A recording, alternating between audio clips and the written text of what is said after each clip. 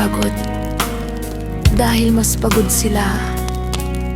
Kaya tinuruan ko ang sarili kong manahimik, magtiis at magkunwaring kaya ko pa. Hindi ko alam kung kailan naging karapat-dapat ang pagod, kung bakit kailangan pa itong sukatin, ikumpara o patunayang mas mabigat ang pagod ng iba kaysa sa hinaharap ko. Para bang ang pagod ko ay hindi totoo hanggat hindi ito lumalagpas sa pagod nila. Magaan kapag nasa tamang tao, parang bigat ng mundo na pinasan mo, buong buhay mo ay biglang napawi. Hindi mo kailangan magpanggap o magbakas sakali sa bawat salita. Kahit walang sinasabi, ramdam mo ang pag-unawa. Sa tamang tao, nararamdaman mo ang kalayaan na maging ikaw mismo. Walang maskara, walang takot, at ang bawat katahimikan ay hindi nakakapagod, kundi nagbibigay ng kapanatagan. Sabi nila, ang bunso ang laki sa layaw ng pamilya. Pero para sa'kin, ako ang huling baraha. Kailangan kong manalo para mabawi ang kanilang mga itinaya. Minsan gusto ko ring umatraks, umalis, maging barahang hindi nila kailangang ipusta. Pero sa tuwing magtatangka akong tumalikod, naririnig ko ang tahimik na hiling ng pamilya.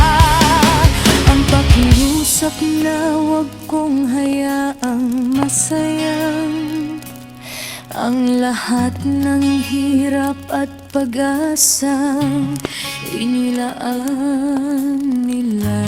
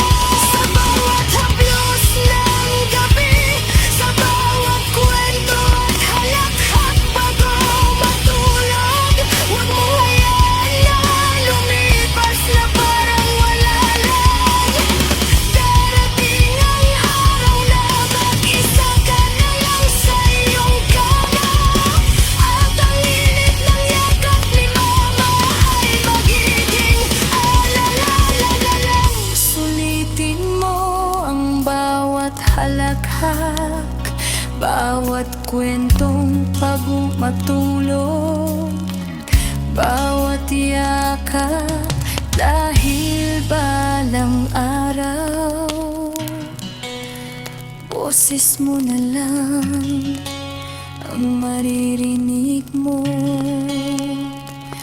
sa dilim.